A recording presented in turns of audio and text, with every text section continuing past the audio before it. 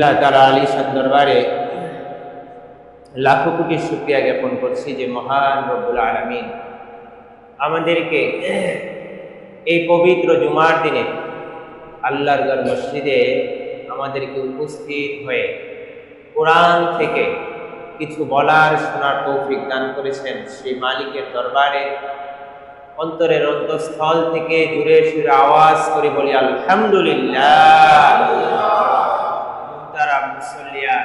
আমরা গত জুমাতে যে আলোচনা করেছিলাম সেখানে আয়েশা রাদিয়াল্লাহু তাআলা আনহাকে অপবাদ দেওয়া হয়েছিল, যেটাকে হাদিসের পরিভাষায় কোরআন যেটাকে বলে ইফকের ঘটনা।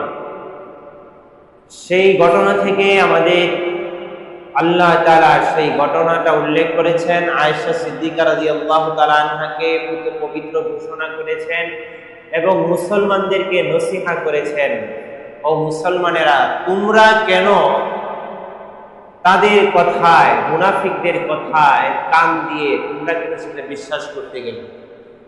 জান্নাল মুমিনুনা বিআনফুসিহিম খায়রা, মুমিনের ব্যাপারে আরো নেক ধারণা করার দরকার ছিল, একটা শুনেই বিশ্বাস করা উচিত ছিল না।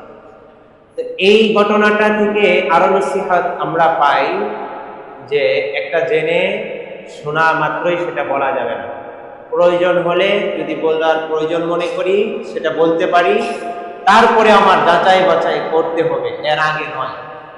আল্লাহ তাআলা সেখানে ধমকি দিয়েছেন যারা দুনিয়ার মধ্যে এরকম ভাবে ইন্নাল্লাযীনা ইউহিব্বুনা আন তাশিয়াল ফাহিশাতু, যারা ফাহেশাকে দুনিয়ার মধ্যে ছড়ায় তাদের জন্য আযাব, শাস্তি শুধুমাত্র ইহকালে বা পরকালে এরকম নয়, লাহুম আযাবুন ফিদ দুনিয়া ওয়াল আখিরাহ, যারা সমাজের মধ্যে মানুষের অপপ্রচার ছড়াবে, প্রোপাগান্ডা চালাবে, তাদের জন্য শাস্তি হলো দুই জগতে, দুনিয়ার জগতেও পরকালেও। মানুষে তো অনেকেই বলে যে পরকালে মরার পরে যা ইচ্ছা তাই হোক, এমন লোক আছে, নাউযুবিল্লাহ। কিন্তু মরার পরে না, একজন মুমিনের ঈমান নিয়ে, একজন মুমিনের ইজ্জত নিয়ে কেউ সিনেমিনে খেলবে, আল্লাহ তাআলা এই মরার পরে না, দুনিয়াতে থাকাকালীনই এটা আযাব, শাস্তি তাকে ভোগ করিয়ে তারপরে নাউযুবিল্লাহ। এটা হলো গত জুমার আলোচনা, সূরা নূর থেকে আলোচনা করেছিলাম গত জুমা, তার আগের জুমা একটা চমৎকার আলোচনা আমরা শুনেছি। এরপরে সূরা নূরের মধ্যে আরো কিছু বিধিবিধান আছে, পর্দা সম্পর্কে আছে, সেই আলোচনাটা আমরা আর কিছুদিন পরে করব, হবে আলোচনা সূরা নূর থেকে কি বিধিবিধান সেগুলো আপনাদেরকে আমি শোনাবো। আজকে কুরআনুল কারীমের ধারাবাহিকভাবে এই সূরাটা হলো 82 নম্বর সূরা, আয়াতের সংখ্যা 19, রুকু হলো 1টি, সূরাটার নাম হলো সূরাতুল ইনফিতার। এটা নাজিল হয়েছে মক্কায়, আল্লাহ নবী সাল্লাল্লাহু আলাইহি ওয়াসাল্লাম নবুয়ত পাওয়ার পরে, এবং এরপরে কিছু সংখ্যক উসমান রাদিয়াল্লাহু তাআলা আনহুর সাথে যারা হাবশায় হিজরত করেছিল, এই হাবশার হিজরত আল্লাহ নবীর নবুয়ত পাওয়া এর মাঝখানে সময়টাতে এই সূরাটা আল্লাহ তাআলা নাজিল করেছেন। এই সূরার শুরুতে আল্লাহ রাব্বুল আলামিন মক্কায় অবতীর্ণ সূরা, কিন্তু আল্লাহ তাআলা মুমিনদেরকে তাদের ঈমানের উপর অবিচল অটল রাখতে কিছু নির্দেশ এবং কিছু আল্লাহ তাআলা যে এই পৃথিবীটা কিভাবে ধ্বংস করবেন, শেষ করবেন, এই ব্যাপারে কিছু এখানে উল্লেখ করেছে। আল্লাহ রাব্বুল আলামিন বলেন, ইদাস সামাউ ফাতারাত ওয়া ইদাল কাওয়াকিবু ইনতাসারাত, এই বিশাল আসমান যেটা আমরা দেখছি, বিশাল আসমানের কোনো খুঁটি নাই। মসজিদের মধ্যে বসে আছি, আমাদের চোখের সামনে দুইটা খুঁটি আছে, কর্নারে কর্নারে পিলার আছে, প্রয়োজন যেখানে সেখানেই পিলার, কিন্তু এই মসজিদ থেকে বের হয়ে যেটা আমরা দেখি খোলা আকাশ, এই খোলা আকাশের কোনো খুঁটি লাগে না। আল্লাহ রাব্বুল আলামিন তার সৃষ্টিটাকে এমন ভাবে স্থাপন করেছেন, কোনো খুঁটির প্রয়োজন হয় না, কোনো জাতিও তার মধ্যে লাগে না। আল্লাহ রাব্বুল আলামিন তিনি বলতেছেন ইদাস সামাউ ফাতারাত, ও দুনিয়ার মানুষ, তোমরা দেখো দেখো যে আসমানটা তোমরা নীল আকাশ বলে বলো, এই আসমানটা তোমরা চিন্তা করতে পারো হয়তো বা এটা এমনিতে একটা স্তর। না না, এটা স্তর নয়, এটা একটা আসমান, একটা স্তর, যেটা এটা একটা আসমান। এই স্তর শুধুমাত্র চোখে আমাদের ঝাপসা দেখে এই জন্য একটা স্তর বুঝি এরকম নয়, বরং এটা হলো একটা আসমান, 7টা আসমানের মধ্য থেকে একটা আসমান। আল্লাহ বলেন ইদাস সামাউন ফাতারাত, আসমান বিদীর্ণ হয়ে যাবে। কিয়ামত দিবসের একটা বিভৎস বর্ণনা আল্লাহ রাব্বুল আলামিন উল্লেখ করে প্রথমেই বলেন আসমান বিদীর্ণ হয়ে যাবে। তাহলে বাইরে বের হলে সর্বপ্রথম চোখে যেটা পড়ে এটার নাম কি? আসমা। রাতের বেলায় দেখা যায় আসমান, দিনে দেখা যায় আসমান। চন্দ্র সূর্য না দেখা গেলেও দেখা যায় কাকে? আসমানকে। আল্লাহ রাব্বুল আলামিন এই আসমানের কথা বললেন যে এই আসমানটা বিদীর্ণ হয়ে যাবে, আসমানটা বিদীর্ণ হয়ে যাবে। ওয়াইদাল কাওয়াকিবু মুতাসারাত, তারকারাজিগুলো বিক্ষিপ্ত হয়ে যাবে। মুহতারাম হাজিরিন, আমরা যে তাসবিহ জপি, এই তাসবিহ জপার সময় হঠাৎ করে যদি কোনো ছোট ছেলে মেয়ে আমাদের তাসবিহ জোরে টান দেয়, আমার হাতেও তাসবিহ শক্ত করে ধরেছি, ছোট শিশুটা জোরে টান দিয়েছে, ছিঁড়ে গিয়েছে। ছিঁড়ে যাওয়ার পরে তাসবিহর দানাগুলো যেভাবে ছড়িয়ে ছিটিয়ে বিক্ষিপ্ত হয়ে যায়, আল্লাহ রাব্বুল আলামিন সেটাই বলতেছেন। ও দুনিয়ার মানুষ, ওয়াইদাল কাওয়াকিবু তাসারাত, এই তারকারাজি বিক্ষিপ্ত হয়ে অবস্থায় হয়ে যাবে। তারকাটা এরকম নয় যে আমরা যেটা দেখি সুপারির মতো, এরকম না। তারকা সুপারি না, টেনিস বল চিন্তা যদি করি, টেনিস বলের মতো না, ফুটবলের মতো না, ফুটবলের মাঠের মতো না, বরং চন্দ্র সূর্য 17 লক্ষ কেন আরো যদি কোটি কোটি গুণ বড় সূর্য হয়, এই কোটি কোটি গুণ বড় সূর্যটা একটা তারকার পেটের মধ্যে অটোমেটিক কেটে যাবে। সুবহানাল্লাহ, একটা তারকা হলো এত বড়, এই তারকাগুলো বিক্ষিপ্ত অবস্থায় ছড়িয়ে ছিটিয়ে যাবে। আল্লাহ রাব্বুল আলামিন আসমানের কথা বললেন, আল্লাহ রাব্বুল আলামিন তারকার কথা বললেন। এরপরে জমিনের দিকে আল্লাহ রাব্বুল আলামিন সমুদ্রের কথা উল্লেখ করে বলেন ওয়াইদাল বিহারু ফুজ্জিরাত, সমুদ্র উত্থিত হয়ে যাবে। উত্তাল সমুদ্র, সমুদ্র উত্তাল হলে যে অবস্থা হয়, স্বাভাবিক একটু উত্তাল হলে যে অবস্থা হয়, যে সংকেত দেওয়া হয়, পানির সাথে তো আর পাওয়া মানুষের সম্ভব না। তো আল্লাহ রাব্বুল আলামিন বলতেছেন যে সমুদ্রটা উত্তাল হয়ে যাবে। এই উত্তাল যদি যে সময় আমাদের দেশে 10 নম্বর বিপদ সংকেত দেখানো হয় সমুদ্রের ক্ষেত্রে, 10 নম্বর বিপদ সংকেতে যে পরিমাণ সমুদ্র উত্তাল হয়, এটা দিয়ে যদি আমরা তুলনা করি বা চিন্তা করতে যাই, তাহলে কিন্তু তুলনা করে কোনো কিছুই পাবো না। আল্লাহ বলতেছেন সমুদ্র উত্তাল হয়ে যাবে, উত্তালিত অবস্থা, পানি ফুলে উঠবে। মুফাসসিরে ইকরাম এটার ব্যাখ্যা করেছেন। কতক মুফাসসির বলেন আল্লাহ রাব্বুল আলামিন এই সমুদ্রটাকে, সমুদ্রের পানিগুলোকে আগুন দ্বারা পরিবর্তন করে দিবেন। কিছু কিছু মুফাসসির ইকরাম বলেন বিহারু ফুজ্জিরাত, আশেপাশে যখন পুকুর থাকে জলকম্প হয় কিনা, জলকম্প হলে আশপাশের পুকুর যদি পার একটু ছোট হয়, এই পারের পানি ওই পারে চলে যায় কিনা।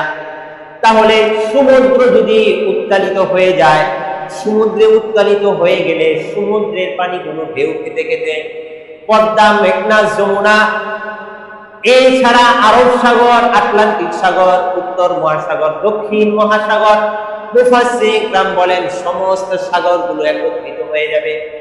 আল্লাহ রাব্বুল আলামিন এরপরে বলেন ওয়াইদাল কুবুর বুসিরাত, 3টা বিভৎস দৃশ্যের কথা আল্লাহ রাব্বুল আলামিন প্রথমত বললেন আসমান বিদীর্ণ হয়ে যাবে, তারকারাজি বিক্ষিপ্ত অবস্থায় ছড়িয়ে ছিটিয়ে যাবে। তৃতীয়ত বললেন সমুদ্রের পানি এটা উত্তাল হয়ে যাবে। এই উত্তাল তরঙ্গ আমাদের দেশের 10 নম্বর বিপদ সংকেত নয়। স্বাভাবিকভাবে যদি আমরা চিন্তা করি, জলকম্পের অবস্থায় যদি এই অবস্থা হয়, আল্লাহ যখন এটাকে সমুদ্র উত্তাল বানিয়ে দিবেন, তাহলে এই আরব সাগরের পানি এসে পদ্মায় আসে মিশতে এটা বেশিক্ষণ লাগবে? বেশিক্ষণ লাগবে না। আল্লাহ রাব্বুল আলামিন এরপরে বলেন ওয়াইদাল কুবুর বুসিরাত, ও দুনিয়ার মানুষ, যখন কবর থেকে তোমাদেরকে উঠানো হবে, কবর থেকে তোমাদেরকে উঠানো হবে। মুহতারাম হাজিরিন, দুনিয়ার মধ্যে মুসলমানেরা মৃত্যুবরণ করার পরে তাদেরকে কোথায় শোয়ানো হয়? কবরে শোয়ানো হয়। খ্রিস্টান মৃত্যুবরণ করার পরে তাদেরকে কি বলে? কবরের কথা তো আর বলে না। হিন্দু মারা যাওয়ার পরে তাদের যে শেষ কার্য করা হয় সেটাকে কবর বলা হয় না। তাহলে কবর তো শুধু বলা হয় মুসলমানরা যেটাকে কবরতে মাটি চাপা দেয়। তাহলে বোঝা গেল কবর এটা শুধু একটা জায়গা এরকম নয়। কবর হলো একটা পরিভাষা, একটা জগৎ। কবর বলতে শুধুমাত্র আমরা যদি মুসলমানরা যে কবর দেয় এটাকে বুঝি, তাহলে কোরআনের ভাষায় বোঝা যাচ্ছে শুধুমাত্র মুসলমানেরা উঠবে, আর কেউ উঠবে না। আগুনে যে পুড়ে গেছে তাকে তো আর তোলা হবে না। আল্লাহ বলেন ওয়াইদাল কুবুর বুসিরাত, কবর হলো একটা জগৎ। এটা কেমন জগৎ? মানুষের দেহের মধ্যে যতক্ষণ পর্যন্ত রূহ আছে সে জীবিত, জীবিতর একটা জগৎ। এটা হলো দুনিয়ার জগৎ। রূহ চলে গিয়েছে সেই জগৎটাকে বলা হয় কবরের জগৎ। একটা মুসলমান নদী পথে সে ভ্রমণ করছে অথবা সমুদ্র পথে যাত্রা দিয়েছে, সমুদ্রের মধ্যে লঞ্চটা ডুবে সেখানে যদি সে মারা যায়, পানির মধ্যে সে ভেসে চলে গেল, শেষ হয়ে গেল, মাছে তাকে খেয়ে ফেললো, তাকে তো আর কবর দেওয়া হলো না। মুসলমান যদি প্লেনে করে যায়, প্লেন দুর্ঘটনায় অনেক মুসলমান মারা যায়, অথবা কোনো কোনো প্লেন আবার খুঁজেও পাওয়া যায় না, তাহলে এই মুসলমানকে তো কবর দেওয়া হলো না। তাহলে বোঝা গেল কবর একটা কি জগৎ। কবর একটা কি জগৎ। কবর একটা, আমরা যেটা কবর দেই এটাকে আমরা কবর হিসাবে, মাটিতে পোতাকে কবর হিসাবে আমরা উল্লেখ করি। কিন্তু কবর সমষ্টি, সব ধর্মের মানুষ যাদের রূহ আছে, যার রূহটা ত্যাগ করেছে দুনিয়ায়, পরপারে পাড়ি দিয়েছে, তার এই জগৎটার নাম হলো কবরের জগৎ। আল্লাহ রাব্বুল আলামিন ওয়াইদাল কুবুর বুসিরাত বলেছেন। বুসিরাত কাকে বলা হয়? বুসিরাত এমন একটা জিনিস, মনে করেন আপনি তাড়াহুড়া করে অফিস টাইমে হয়ে গিয়েছে, দেখলেন 9টা বেজে গেছে, তাড়াহুড়া, খুবই তাড়াহুড়া করে ব্যাগটা আপনি গুছাইলেন, গুছানোর পরে এক এক জিনিস এক একটা জায়গায় রাখলেন, কারণ তাড়াহুড়া করতে গিয়ে কোন জিনিস কোন জায়গায় রাখছেন মনে নাই। অফিসে গেলেন, যখন গেটে গেলেন, গেট আপনাকে আটকিয়ে দেওয়া হলো, আগে কার্ড দেখাতে হবে। এখন কার্ডটা আপনি খুঁজতেছেন, ব্যাগের এই পাশে স্থান দিচ্ছেন, ওই পাশে খুঁজতেছেন, দ্বিতীয় পকেট, তৃতীয় পকেট, তলের পকেট, ভিতরে যে পকেট আছে সবগুলো আপনি খুঁজে খুঁজে যখন একটা কাজের জন্য এরকম খুঁজতেছেন, তারপরে সেটাকে আপনি পেয়ে গেলেন, সেটাকে আপনি বের করলেন। আল্লাহ রাব্বুল আলামিন বুসিরাত দ্বারা বুঝাচ্ছেন দুনিয়ার মানুষ, কবর বলতে তোমাদেরকে ফু দিলাম, দুই একজন মাটির নিচে রয়ে গেছে আর কিছু লোক উঠেছে এরকম নয়। বুসিরাত হচ্ছে এমন জিনিস, তোমরা যেভাবে ওই কাঠটাকে খুঁজে খুঁজে বের করলে, এমনি ভাবে আল্লাহ রাব্বুল আলামিন কুদরতি ভাবে প্রত্যেকটা মৃত মানুষকে আল্লাহ তাআলা জীবিত করবেন। সুবহানাল্লাহ। এটা হলো বুসিরাত। বুসিরাত এটা উঠানো হবে, উঠানোর পরে কেউ আর বাদ যাবে না। একেবারে খুব সুন্দর করে যতটুকু সম্ভব বান্দা যেটাকে খুঁজে, একেবারে হারিকেন দিয়ে খুঁজে, মানুষে বলে না হারিকেন দিয়ে খুঁজেছি, মানে খুঁজার তীব্রতাটা বোঝায়, আল্লাহ রাব্বুল আলামিন সেটাই বোঝাচ্ছেন বুসিরাত। এমন ভাবে খুঁজা, এরপরে আর যেটা খুঁজার প্রয়োজন হয় না, আল্লাহ তাআলা কবর থেকে এমন ভাবে তুলবেন, এরপরে আর সেখানে কাউকে খুঁজে পাওয়া যাবে না। তাহলে চারটা কথা বললেন, চারটা কথার যে চারটা কথা যখন এই সমস্ত কিছু সংগঠিত হয়ে যাবে, বান্দা বিস্মিত, বান্দা আশ্চর্য হয়ে যাবে, আল্লাহ রাব্বুল আলামিনের সামনে তখন দাঁড়িয়ে যাবে। কারণ কবর থেকে উঠে পড়েছে, এখন তো কার সামনে দাঁড়াতে হবে? আল্লাহর সামনে দাঁড়াতে হবে। আশ্চর্য, খুবই আশ্চর্য। এরপরে আল্লাহ বলেন আলিমাত নাফসুম মা কদ্দামাত ওয়া আখারাত।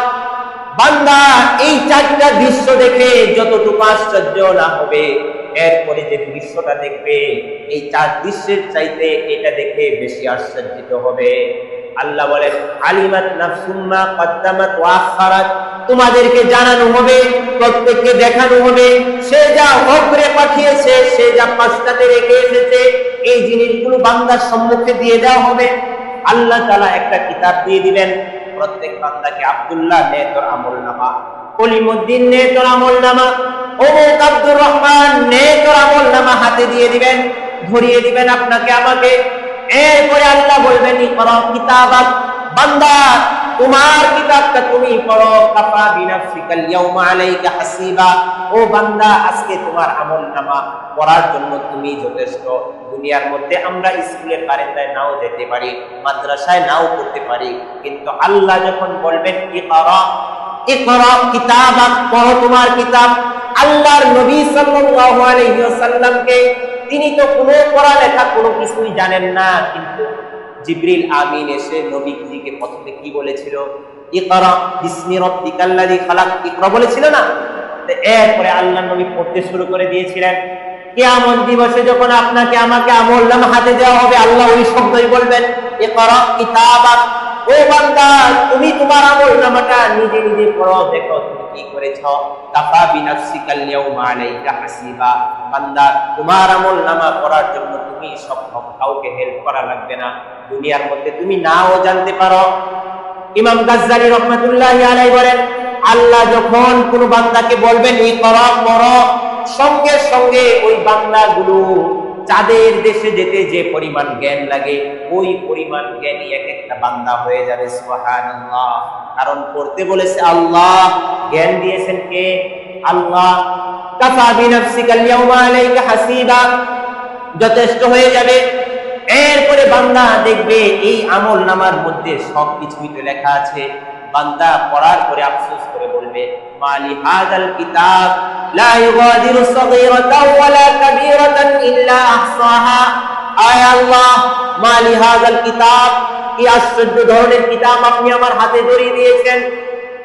লা ইউগাদিরু সাগীরাতাও ওয়ালা কাবীরাতান ইল্লা আহসাহা। বড় গুনাহ, ছোট গুনাহ, একেবারে নগণ্য গুনাহ, সেটাও তো এখান থেকে বাদ যায় নাই। একেবারে ছোট আমল করেছি, রাস্তার মধ্যে একটা ময়লা পড়েছিল, চকলেটের একটা কাগজ পড়েছিল, এই চকলেটের কাগজটা আমি সরিয়ে দিয়েছি। মসজিদের সামনে সুন্দর মসজিদ দেখেছি, এর সামনে একটা কাগজ পড়ে আছে, ছোট ছেলেরা হয়তো মুড়ি খেয়ে একটা কাগজ ফেলেছিল, আমি এটা সওয়াবের নিয়তে করি নাই, কিন্তু দেখতে খারাপ দেখা যাচ্ছে, কাগজটা সরিয়ে একটু দূরে ফেলে দিয়েছি, আল্লাহ ওই সওয়াবটাও তো দেখা যায় এখানে লেখা। এরকম হয় না? কিছু কিছু আছে যে সওয়াবের নিয়তে করি না, একবারে চোখের মধ্যে দেখতে কেমন জানি লাগতেছে এই জন্য করি না। এরকম একজন মুরব্বী আসছে, আপনি চেয়ারে বসে চা খাচ্ছেন, ব্রেঞ্চে বসে একটু আপনি শরীরে একটু জায়গা দিলেন, এখানে বসে, এটা কি আপনি সওয়াবের নিয়ত করছেন? এরকম কিছু, অথবা আপনার পরিচিত বসালেন, ওই সময় বান্দা গিয়ে দেখবে এই যে একটু নড়াচড়া দিছিল, আল্লাহ রাব্বুল আলামিন তো ওই সওয়াবটাও সেখানে লিখে রেখেছেন। সুবহানাল্লাহ। তো গুনার ক্ষেত্রে এরকম একজন বান্দার ব্যাপারে একটু খালি বলেছিল, বান্দাটা কতই খারাপ, কি খারাপ কাজটাই না করলো, এইটাও দেখবে যে হ্যাঁ এই গুনাহটাও এখানে লেখা। আল্লাহ বলতেছেন মালি হাযাল কিতাব, বান্দা আশ্চর্য হয়ে বলবে, আল্লাহ এটা কেমন একটা পর্চা আমার হাতে ধরিয়ে দিলে, এখানে ছোট বড় জানা অজানা, বুঝে না বুঝে, জ্ঞানে সজ্ঞানে অজ্ঞানে যা কিছু করেছি এটা এখানে লিপিবদ্ধ রয়েছে। আল্লাহ রাব্বুল আলামিন আলিমাত নাফসুম মা কদ্দামাত ওয়া আখারাত, চারটা আয়াত উল্লেখ করার পরে পঞ্চমবার বলতেছেন এই কথা। মূলত আশ্চর্য, ওই আসমান বিদীর্ণ হয়ে গিয়েছে, এটা বান্দার জন্য কোনো আসে যায় না। কিয়ামতের দিন তারকারা যেগুলো খসে খসে পড়ে গিয়েছে, আপনার আমার কোনো কিছু আসে যায় না। সমুদ্র উত্তাল হয়ে গিয়েছে, আপনার আমার কোনো কিছু আসে যায় না। কবর থেকে আমাকে আপনাকে তোলা হয়েছে, এটাও এত আশ্চর্য না। এরপরে যে আপনাকে আমাকে হিসাব দিতে হবে, যে আমলগুলো করেছি, যেটা খারাপ করেছি সেটারও হিসাব দিতে হবে, এটাই আপনার আমার জন্য হবে বড়ই আশ্চর্য কিনা? বড়ই আশ্চর্য। বান্দা আশ্চর্যান্বিত হয়ে যাবে। দুনিয়ার মধ্যে মা কদ্দামাত বলা হয়েছে, ওয়া আখারাত, অর্থাৎ এই যে এখন আমরা অবস্থান করছি, তাকদীমে যা পাঠাচ্ছি, আপনি নামাজ পড়ছি, দান করছি, সদকা করছি, এতিমের মাথায় হাত বুলিয়ে দিচ্ছি, এটা হলো আমার তাকদীম। মা কদ্দামাত, এটা আমরা অগ্রে পাঠিয়ে দিচ্ছি, আমার আমলনামা পাঠিয়ে দিচ্ছি কিনা? পাঠিয়ে দিচ্ছি আমার আমল, আমার সওয়াব, আমি নামাজ পড়তেছি পাঠিয়ে দিচ্ছি আমার সওয়াব, এটা ফিক্সড ডিপোজিটের মতো জমা হচ্ছে, এটা পরে আমরা পেয়ে যাব। কিন্তু আপনি আমি যখন আমরা পশ্চাতে রেখে গেলাম এমন কিছু কাজ যার কারণে কবরে বসে বসে এটার শাস্তি পাওয়া লাগবে। কথার কথা, এই যে গান বাদ্যগুলো আছে, যারা গান বাদ্য করতেছে, এই নগ্নতা বেহায়াপনা যারা ছড়াচ্ছে, যারা সিনেমা ইন্ডাস্ট্রি কত কিছু করে বেড়াচ্ছে, এই বান্দাটা যখন মারা গেল, টিকটকের নামে হোক, যে কন্টেন্টের নামে যাই কিছু করি না কেন, সিনেমা বলতে একবারে যে ফিল্ম ইন্ডাস্ট্রি আছে সেটা নয়, টিকটকে বসে আমরা ছড়াতে পারি না। আল্লাহ রাব্বুল আলামিন এটা বুঝাচ্ছেন, ওয়া আখারাত, দুনিয়ার মানুষ ও আমার বান্দারা, তুমি যে পিছনে রেখে আসলে সেটাও তোমাকে দিয়ে দেওয়া হবে। দুনিয়াতে যখন জীবিত ছিলাম তখন আমি মানুষকে নিয়ে কটাক্ষ করে ভিডিও তৈরি করেছি, নগ্নতা বেহায়াপনা আমি ছড়িয়েছি, দুনিয়ার মধ্যে গান বাদ্য আমি গেয়েছি, দুনিয়ায় থাকার পরে এগুলোর জন্য আমি প্রশংসিত হয়ে গিয়েছি। এরপরে একটা সময় বুঝে আসছে আসলে তো এই কাজগুলো খারাপ, আল্লাহর সামনে দাঁড়াতে হবে। এখন আমি গান বাদ্য কোনো কিছু করি না, সিনেমার সামনেও আমি যাই না, কিন্তু আমার এই জিনিসগুলো তো মানুষের হাতে হাতে, মোবাইলে মোবাইলে এগুলো তো পৌঁছে গিয়েছে। মারা গেলাম, মারা যাওয়ার পরেও এই বেহায়াপনাটা দুনিয়ার মধ্যে রয়ে গেল কিনা? দুনিয়ার মধ্যে যে বেহায়াপনা রয়ে গেল, আল্লাহ রাব্বুল আলামিন সেটাই বুঝাচ্ছেন, ও আমার বান্দা, তুমি মারা যাওয়ার পরে তুমি যে কর্ম করে গেলে, সেই কর্মর দ্বারা যদি মানুষের ভালো না হয়ে সেটা দ্বারা যদি ক্ষতি হয়, বেহায়াপনা যদি ছড়ায়, ওই কবরে বসে বসে তুমি সেটার শাস্তি ভোগ করবে। বলেন নাউযুবিল্লাহ। তাহলে তাকদীমে যা পাঠাচ্ছি দুনিয়ার মধ্যে এখন উপস্থিত, যেগুলো আমল করছি এগুলো আমার তাকদীম, আর যেগুলো আমি রেখে যাবো এটা হলো আমার তাখির। সারা জনম আপনি আপনার সন্তানকে অনেক কিছু শিখালাম, কলেজ, ভার্সিটি, ব্যারিস্টার, ডাক্তার সব কিছু বানালাম, কিন্তু এই মহান রব্বুল আলামিনের যে একটা গ্রন্থ আছে এটা শিখালাম না। এটা দুষ্টা কার? আপনাকে কি জিজ্ঞাসা করবেন আল্লাহ?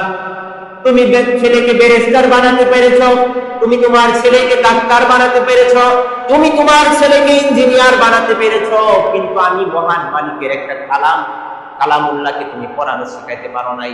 মোহতারাম হাজিরিন, আমাদের কাছে অনেকেই আসে, দোয়া চায়, ছেলে মেয়েটা কথা শুনে না, ছেলে মেয়েটা এখন তো আগের চাইতে বদমেজাজি হয়ে গিয়েছে, সবার সাথে ভালোভাবে চলাফেরা করলেও ঘরের মধ্যে যাওয়ার পরে জানি কি হয়ে যায়, এমন একটা অবস্থা তৈরি হয়েছে। এই যে বৃদ্ধাশ্রমে কিছুদিন আগে একটা দেখলাম, যে বৃদ্ধাশ্রমে থেকে মা বলছে, খোকা তুই তোর সন্তানদেরকে উচ্চ শিক্ষিত বানাস না, উচ্চ শিক্ষিত না বানায় মানুষ বানাস, সুশিক্ষিত বানাস। তো এই মহিলাটা বুঝছে আজকে আমার উচ্চ শিক্ষিত ছেলে আজকে আমাকে রেখে আসছে কোথায়? বৃদ্ধাশ্রমে। যদি সুশিক্ষিত বানাতো, সুশিক্ষা তো কোরআন ছাড়া সুশিক্ষা হয় না, আল্লাহর কালাম ছাড়া সুশিক্ষার কল্পনা কখনোই করা যায় না। তাহলে আমি আমার সন্তানকে যদি আমি সুশিক্ষা দিয়ে না যেতে পারি, ওই কবরের মধ্যে বসে বসেও এটার একটা অংশ আমার পেতে হবে কিনা? মারা যাওয়ার পরে 3টা আমল জারি থাকে, তার মধ্যে থেকে একটা হলো যে মানুষ নেক সন্তান দুনিয়ার মধ্যে রেখে যায়, ওই নেক সন্তানের দ্বারা যে কাজগুলো হয় ওই সওয়াবটাও তার আমল নামার মধ্যে দিয়ে যুক্ত হয়। সুবহানাল্লাহ। তাহলে সন্তানকে ছোট থেকে শিক্ষা দিলাম না, একটা সময় পর্যন্ত পিতামাতার দায়িত্বে থাকে, সন্তানের দায়িত্বটা থাকে না, এই পর্যন্ত আপনার দায়িত্ব আপনি পালন করলেন না, এটার জন্য আল্লাহ তাআলার কাছে আপনাকে আমাকে জবাবদিহিতা করতে হবে। মুহতারাম হাজিরিন, তাহলে আমার আপনার চিরস্থায়ী যে কাজগুলো আছে, যে কন্টেন্টের নামে আপনি এই টিকটকের মধ্যে গান গেয়ে গেয়ে বেড়াচ্ছি, আপনি যে কন্টেন্ট গুলো তৈরি করছি, এখন যদি আপনি চোখ বন্ধ করি, আল্লাহ তাআলা যদি আমাকে নিয়ে যায়, কন্টেন্ট গুলো কিন্তু বন্ধ হবে না। আপনার এই অশ্লীল কন্টেন্ট গুলো যারাই দেখবে, যখনই দেখবে, আপনার কবরের মধ্যে তখনই শাস্তি বেড়ে যাবে। কথা বলেন ঠিক কিনা? আল্লাহ বলেন, ও আমার বান্দা শোনো শোনো। এরপরে একটা নসিহত করতেছেন, সমস্ত দুনিয়ার মানুষদেরকে আল্লাহ আমভাবে ডাক দিয়েছেন, ও আমার বান্দারা, ইয়া আইয়ুহাল ইনসান মা গররাকা বিরাব্বিকাল কারীম ও আমার বান্দারা, ও মানুষেরা, কোন জিনিসে তোমাদেরকে কারিম রবের ব্যাপারে গাফেল করলো? 5টা আয়াতের পরে আল্লাহ ডাক দিতেছেন। কয়টা আয়াত বলার পরে? 5টা বাক্যের পরে আল্লাহ ডাক দিতেছেন, ইয়া আইয়ুহাল ইনসান, হে সমস্ত মানুষেরা, মা গাররাকা, তোমাকে কিসে ধোঁকায় ফেললো, গাফেল করলো কিসে? বিরব্বিকাল কারীম, কারীম রবের ব্যাপারে তোমাকে কিসে গাফেল করলো? এই জায়গায় 3টা জিনিস মুফাসসির ইকরাম ব্যাখ্যা করেছেন। এক হলো ইনসান, আরেকটা হলো তাগরীর, কারীম। 3টা শব্দের ব্যাখ্যা করেছেন। ইনসান শব্দটা, এটা 2টা অর্থ। ইনসান শব্দটার মূল ধাতু যদি হয় আর নিসিয়ান থেকে একটা অর্থ, আর ইনসান শব্দটার মূল ধাতু যদি হয় উনাসুন, তাহলে হয় আরেকটা অর্থ। ইনসান অর্থ হলো মানুষ। নিসিয়ান থেকে, নিসিয়ান শব্দের অর্থ হলো ভুল, মানুষ ভুলে যায়। এই জন্য আল্লাহ এদেরকে বলেন কি? ইনসান। মানুষ কি করে? ভুলে যায়। সকালবেলা বের হবেন, অফিসে যাবেন, তাড়াহুড়া করে রেডি হচ্ছেন, হঠাৎ করে রেডি হওয়ার পরে তার স্ত্রীকে ডাক দিয়ে বলতেছে, ও আমার স্ত্রী, আমার চশমাটা কোথায়? চশমা ছাড়া তো আমি কোনো কিছুই দেখি না, অফিসে ফাইলও খুঁজে পাবো না। খুব রাগারাগি, এখন বের হতে হয়, চশমা খুঁজে পাওয়া যায় না। মনে হয় ছোট ছেলেটা, ছোট মেয়েটা নিয়ে গিয়েছে। স্ত্রী আবার আসছে, দৌড়ে আসছে, একটু হেল্প করি, খুঁজে খুঁজে দেখি কোথায় আছে। আসার পরে দেখে সঙ্গে সঙ্গে জোরে করে একটা হাসি দিয়েছে। স্বামী তো আরো রাগ উঠছে, রাগ উঠবে না?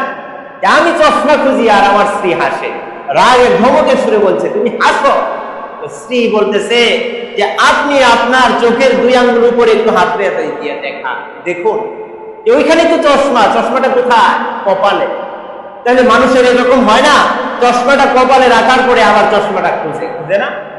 আগের যুগের এমনও শোনা যায় যে মানুষে সারাদিন হাল তাল বাইরে আসার পরে পাজুন দিয়া কতক্ষণ বাইরে পাজুন আবার খুঁজতেছে, পাজুন দিয়ে পিড়াইতেছে ওবরে রাগের মাথা, আবার পাজুনও খুঁজতেছে। মানুষ এরকম ভুলা।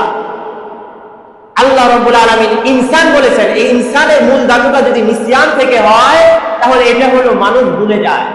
নাসিয়া আদমু ফানাসিয়া বনু, আল্লাহ তাআলা যে আদমকে সৃষ্টি করেছিলেন, তা আদম ভুলে গিয়েছিল। এই আদম সন্তানেরও একই রূপ, তারা ভুলে যায়। ইনসান শব্দটাকে যদি উনাসুন থেকে ধরা হয়, উনাসুন অর্থ হলো ভালোবাসা, মুহাব্বত। আল্লাহ রাব্বুল আলামিন মানুষের অন্তরের মধ্যে যে পরিমাণ মুহাব্বত দিয়েছেন, ভালোবাসা দিয়েছেন, এই পরিমাণ মুহাব্বত আর কারো অন্তরের মধ্যে দেয় নাই। আমি আপনি যদি চিন্তা করি, আপনার আমার সন্তানের দিকে যদি লক্ষ্য করি, কি পরিমাণ ছোট সন্তানটাকে কি পরিমাণ আমরা মুহাব্বত করি, ভালোবাসি। আমার আপনার মায়ের কথা যদি আমরা চিন্তা করি, এখন তো আমরা আমাদের সন্তানদেরকে ডাইপারের যুগ আইসা বলছে, ডাইপার পরায় রাখি। কিন্তু ডাইপার যখন ছিল না, রাতের বেলায় যখন 6-7 দিন সূর্য ওঠে না, ঠান্ডার দিন বেশি বেশি পেশাব করে, মায়ে এই কাঁথা ওই কাঁথা, কত ধরনের কাঁথা বিছিয়ে দেয়। কিন্তু কাঁথাগুলো যখন ভিজে যায়, এগুলো আবার রৌদ্র নাই, আগুনের চুলার মধ্যে শুকিয়েছে, 3-4টা যায় নিয়ে শুয়েছে। এরপরে দেখা যায় 3-4টা কিছুক্ষণের মধ্যেই ঠান্ডার কারণে, ঘন ঘন পেশাবের কারণে কাঁথা 3-4টা শেষ। মা এখন চিন্তা করে, এত প্রকট ঠান্ডার দিন পড়েছে, যদি সন্তানটাকে একটু আর্দ্রতা থেকে না বাঁচাই, যদি আলোর মধ্যে না দেই, যদি তাকে তাপের ব্যবস্থা না করি, তাহলে নিউমোনিয়া হয়ে যাবে। মা তখন কি করে? মায়ের চাদরটা খুলে তার সন্তানের নিচে দেয়। মায়ের যে শাড়িটা তোলা থাকে, ওই শাড়িটাকে কাইটা কাইটা তার নিচে দেয়, যে পেশাব যেন তার শরীরের মধ্যে লেগে থেকে তার যেন ঠান্ডা না লাগে। মায়ে আবার যখন দেখে যে এগুলো শেষ, মা আবার তার জায়গা থেকে সরে যায়, কারণ পেশাব করতে করতে ওই জায়গাটাতে একটু ভিজা ভিজা আর্দ্রতা সৃষ্টি হয়েছে, ঠান্ডা। মা নিজের গরম জায়গার মধ্যে এই ছোট শিশুটাকে আবার নিয়ে আসে। সারা রাত মা এভাবে করতে করতে রাতটা পোহায় গেছে। এদিকে বাবা, অন্য অন্য সন্তানেরা কিন্তু ঠিকই ঘুমাইছে কিনা। মায়ের অন্তরের মধ্যে কি পরিমাণ মুহাব্বত আল্লাহ তাআলা দিয়েছেন। উনাসুন শব্দটার অর্থ হলো ভালোবাসা। একজন মা, একজন বাবা তার সন্তানকে কি পরিমাণ আদর করে, কি পরিমাণ ভালোবাসে। আল্লাহ রাব্বুল আলামিন মানুষদের যে শব্দ থেকে গঠন করেছেন, মানুষ যে অর্থটা দিয়ে থাকে, এই মানুষের মূল ধাতু উনাসুন ধরলে হবে। একেতে মানুষ ভুলে যায়, দ্বিতীয় উনাসুন হলে মানুষের অন্তরটা হলো ভালোবাসায় টইটুম্বর করা। সুবহানাল্লাহ। এরপরে ইয়া আইয়ুহাল ইনসানু মা গাররাকা, গাররাকার ব্যাখ্যাটা যদি আমরা করি, নদীর তীরে নদী ভাঙ্গন শুরু হয়ে গিয়েছে, প্রতিনিয়ত নদী ভাঙতেছে। এরপরে কোনো মানুষে গিয়ে যদি সেখানে একটা খুঁটি গাড়লো, আর কিছু খুঁটি সেখানে সংযুক্ত করে একটা ঘরের ব্যবস্থা করলো, প্রতিনিয়ত নদী ভাঙছে। এই নদী ভাঙ্গনের কাছাকাছি সে যে ব্যবস্থাটা করলো, বলেন তো এটা 5-10 দিন পরে এটা ভাঙবে কিনা? কারণ এদিক দিয়ে নদী ভাঙছে, এদিক দিয়ে সে ঘর করেছে, তাহলে ভাঙবে কিনা? ভেঙে যাবে। এটাই বোঝানো হয়েছে মা গাররাকা, জানার পরে যে জিনিসটা করে নিশ্চিত সেখানে ঢোকা, যে জিনিসটা সে সেখানে স্থাপন করছে কয়দিন পরে ভেঙে যাবে। যে মানুষের জায়গার মধ্যে, অন্যের জায়গা, সরকারি জায়গার মধ্যে কেউ কেউ ভবন স্থাপন করে কিনা, তার অন্তরের মধ্যে জানা আছে এখন না হোক 5 বছর পরে হলেও এক সময় না এক সময় সরকার নিয়ে যাবে না। এই যে নিশ্চিত জানার পরে তারপরেও যে দুপাখা, এটাকে বলা হয় গাররাকা তাগরীর। আল্লাহ রাব্বুল আলামিন বলতেছেন যে নিশ্চিত জানার পরেও বান্দা তোমাকে কারীম রবের ব্যাপারে তোমাকে কোন জিনিসে গাফিল করবে। কারীম শব্দটা আল্লাহ উল্লেখ করেছেন বিরব্বিকাল কারীম। কারীম বলা হয় সম্মানিত। আল্লাহ নবী সাল্লাল্লাহু আলাইহি ওয়াসাল্লামকে কাফেররা এসে বলে, ও মুহাম্মদ তুমি তো কারীম ইবনে কারীম।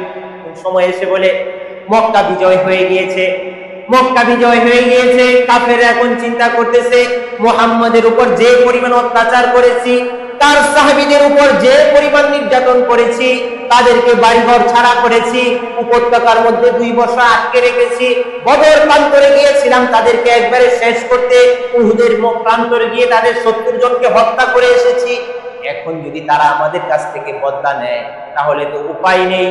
এখন মক্কার কুরাইশ কাফেররা এসে মুহাম্মদ সাল্লাল্লাহু আলাইহি ওয়াসাল্লামকে বলেন, তুমি তো কারীম ইবনে কারীম, তুমি সম্মানী, তোমার পিতাও সম্মানী, অর্থাৎ অধিক সম্মানী, যে সম্মানের তুলনা করা যায় না। আল্লাহ তাআলা বলতেছেন বিরব্বিকাল কারীম, তোমার অধিক সম্মানী, যে সম্মানের কথা বর্ণনা করে শেষ করা যায় না। এমন সম্মানিত রবের ব্যাপারে ও বান্দা তোমাকে কোন জিনিসে তোমাকে ধোঁকা দিল? তাহলে বোঝা গেল এই মহান রব্বুল আলামিনের যে হুকুমগুলো আছে এইগুলো যদি পালন না করে অন্য কিছু যদি পালন করি, নিশ্চিত আমরা ধোঁকার মধ্যে রয়েছি। কথা বলেন ঠিক কিনা? আল্লাহ রব্বুল আলামিন এভাবে সুন্দর করে করে আপনাকে আমাকে নসিহত করছেন। এরপরে আয়াতটা বলে আজকে শেষ করে দিব। আল্লাহ বলেন আল্লাযী খালাকাকা ফাসাওয়াকা ফাআদালাক। আল্লাহর সৃষ্টির ধরন হলো 3 ধরনের। আল্লাহর সৃষ্টির ধরন কয় ধরনের? জোরে বলেন কয় ধরনের? আর একটু জোরে বল না পিছনে, কয় ধরনের আল্লাহর সৃষ্টির ধরন? 3 ধরনের। একটা ধরন হলো ক্ষণস্থায়ী, আরেকটা হলো দীর্ঘস্থায়ী, আরেকটা সৃষ্টির ধরন হলো চিরস্থায়ী। ক্ষণস্থায়ী, দীর্ঘস্থায়ী, চিরস্থায়ী। ধরেন যে মশাটা আমি দেখছি, এটা কি ক্ষণস্থায়ী একটা সৃষ্টি। এটাকে আপনি যদি থাপ্পড় দিয়ে নাও মারি, সে 4 দিন 5 দিন পরে অটোমেটিক মারা যাবে না? ক্ষণস্থায়ী সৃষ্টি এটা। দীর্ঘস্থায়ী সৃষ্টি যেটা, সেটা হলো আসমান, সূর্য, চন্দ্র। এটা দীর্ঘ সময় তারা থাকে, দীর্ঘ সময়। আল্লাহ তাআলার এই যে সমুদ্র দীর্ঘস্থায়ী। আরেকটা সৃষ্টি হলো চিরস্থায়ী।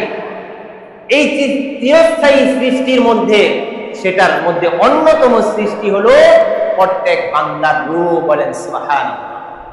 কিয়ামতের দিন ওই গাভীটা আরেক গাভীর সাথে যদি তাদের কোনো বিচার করা লাগে, বিচার করে সেটাকে আল্লাহ তাআলা মাটি বানিয়ে ফেলবে। সূরা নাবার মধ্যে আছে। তাহলে তাদের রূহ শেষ, কিন্তু মানুষের যে রূহ, এই রূহটাকে আল্লাহ তাআলা ইয়াসআলুনাকা আনির রূহ কুলির রূহু মিন আমরি রাব্বি, আল্লাহ তাআলার যে নির্দেশ, এটাকে আল্লাহ তাআলা এই দুনিয়ার জগৎ থেকে কবরের জগতে নেওয়ার জন্য কিছুক্ষণের জন্য এই রূহটা দেহের থেকে আলাদা। এরকমই তো ব্যাপারটা, রূহটা আলাদা। এই রূহটা আলাদা হওয়ার পরে এই বান্দার হিসাব হবে। হিসাব হওয়ার পরে সে যদি আল্লাহ তাআলার ফজল ও করমে জান্নাতের অধিকারী হয়ে যায়, আল্লাহ তাআলা তাকে চিরস্থায়ী জান্নাতের ব্যবস্থা করে দেবেন। সুবহানাল্লাহ। তাহলে রূহটা ক্ষণস্থায়ী, দীর্ঘস্থায়ী না চিরস্থায়ী?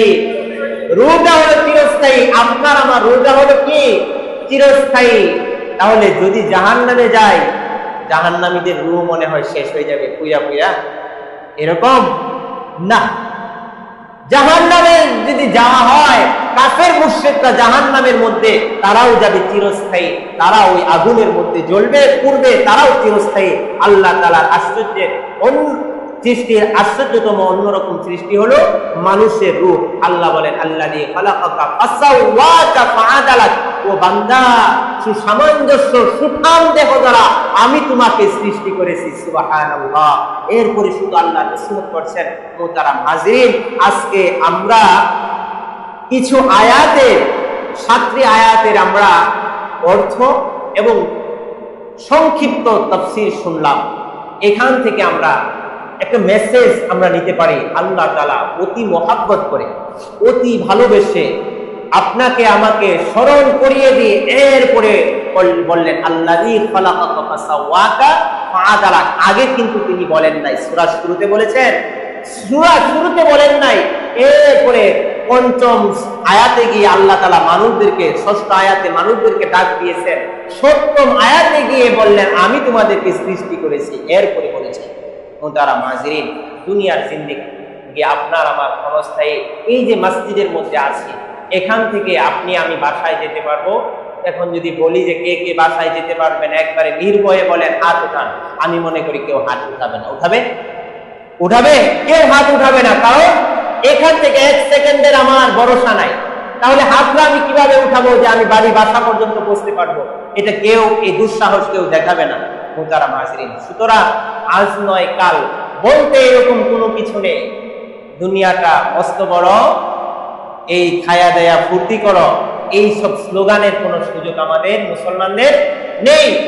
দুনিয়াটা মস্ত বড়, ঘুরো ফিরো আমল করো, এটা বলতে হবে। ঘুরো ফিরো 24টা ঘন্টা আমল করে আপনার আমার শেষ কথা বলতে গেলে অনেক কথাই বলতে মনে চায়। যে আজকে একটা পরীক্ষা হলো, ধরেন কথার কথা, একজন ডাক্তার পরীক্ষা দিচ্ছে 3 ঘন্টা, কয় ঘন্টা? 3 ঘন্টা বা 5 ঘন্টা। 5 ঘন্টার পরীক্ষায় এরপরে সে ভালো রেজাল্ট করলে তার লাইফটা মোটামুটি সেটেল বলা যায়। সে যদি তারপরে 30-40 বছর বেঁচে থাকে, 40 বছর একটা সম্মানের চাকরি সে করে যেতে পারে, পারে না? পরীক্ষা দিচ্ছে কয় ঘন্টা? 3 ঘন্টা বা 5 ঘন্টা। 5 ঘন্টার পরীক্ষায় কয় বছর আরামে থাকলো? 40 বছর। তাহলে আমি আপনি অফুরন্ত সময় আরামে থাকবো, আয়েশে থাকবো, তাহলে পরীক্ষার সময় 5 ঘন্টা হবে না আর একটু বাড়বে? তাহলে আপনার আমার 60 বছর যদি পরীক্ষা নেয়, তাহলে 60 বছর আমরা পরীক্ষা দেওয়ার পরে, তাহলে দুনিয়ার আইসিইউতে 3 ঘন্টার পরীক্ষার পরে যদি 40 বছরের জন্য আরামের ব্যবস্থা হয়, তাহলে 60 বছর পরীক্ষা দেওয়ার পরে পাস করতে পারলে তাহলে অফুরন্ত ব্যবস্থাটা হবে না? হবে না? এটা আমাদের স্বাভাবিকভাবে বুঝে আসে। মুহতারাম প্রিয় দোস্ত বুজুর্গ, আল্লাহ তাআলা আমাদেরকে, আল্লাহ মহান, আল্লাহর বিধানগুলো মহান, আল্লাহর কুদরতি পায়ে আল্লাহকে স্মরণ করে সেজদা দেওয়ার তৌফিক দান করুন। বলুন আমিন। ওয়া আখিরু দাওয়ানা আলহামদুলিল্লাহি রাব্বিল আলামিন।